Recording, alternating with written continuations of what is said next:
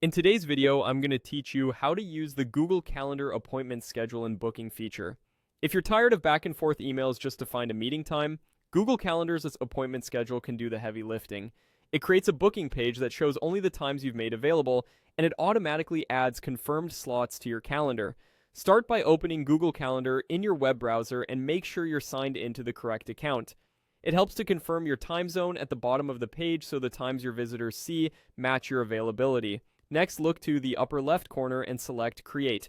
You'll see options like Event, Task, and Appointment Schedule. Choose Appointment Schedule.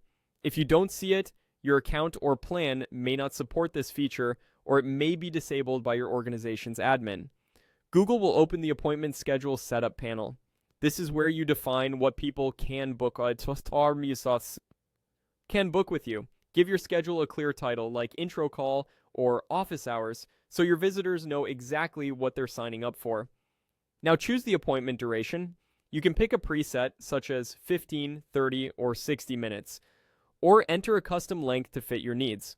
Shorter slots work well for quick check-ins, while longer sessions suit deep dive meetings or consultations. Enter the rest of the details. Add a description that sets expectations, such as the agenda or any prep work.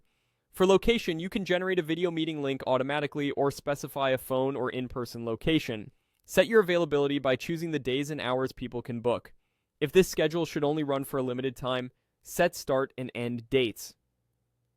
To prevent last-minute surprises, add a minimum booking notice. You can also limit the number of appointments per day, add buffer time between meetings, and adjust the booking window so people can't book too far in advance.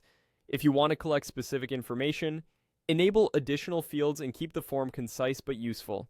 When you're ready, click Next to review everything. Double-check the duration, time zone, location, and availability. Use the preview to see what your booking page will look like to visitors. This is a great moment to spot conflicts or overlapping hours. Finally, click Save.